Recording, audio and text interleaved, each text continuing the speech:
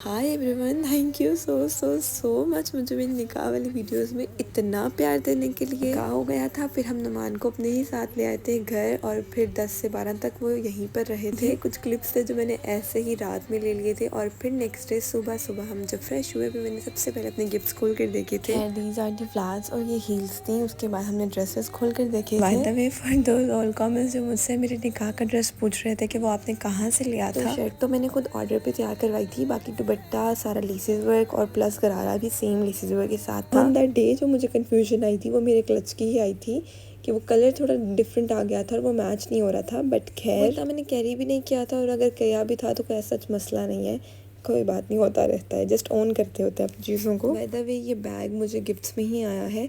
उसके बाद ये the fourth dress, this is like in khadi का जो स्टफ नहीं होता, ये वो वाला कपड़ा था, राइट। इसके बाद हम ज्वेलरी और अपना मेकअप देखते हैं। हाथ में एक नेक पीस था, नेकलेस टाइप बना हुआ था, सेट था पूरा। वो मेरी रिकॉर्डिंग में कहीं मुझे मिल नहीं रहा उसका कोई क्लिप, वरना मैं वो भी दिखाती आपको। और ये रहा मेकअप, ये रहा compact powder plus the foundation और प्राइमर, ये सब कुछ था। और शेड्स वगैरह सब एग्जैक्ट मेरे ही थे। और ये रही लिपस्टिक, रिवाज की थी and this is in shade like brown और न्यूड, कुछ इस तरह का। इवेंट का सारा मजा तो उसकी तैयारियों में ही आता है, क्योंकि जिस दिन इवेंट होता है वो दिन ऐसे गुजरता है और पता भी नहीं चलता। बाद में इंसान बस वही फ्लैशबैक से लेता रहता है बैठ के। खैर एक कमेंट था कि क्या वाकई हाथ ऐसे कांपते हैं या जान के कर रहे होते हैं। ये चीज़ शायद एक बेटी ही समझ सकती है। किसी के मुंह से ये बात सुन लेना आसान नहीं होता कि अब तो निकाह हो गया, अब तो ये पढ़ाई हो गई। मैं अभी फ़िलहाल 20 साल की हूँ और 20 साल अपने माँ बाप के साथ गुजारने के बाद आप मुझे अपने लफ्ज़ों में 2 सेकंड में पढ़ाई कर दोगे। नहीं यार, ऐसा नहीं होता।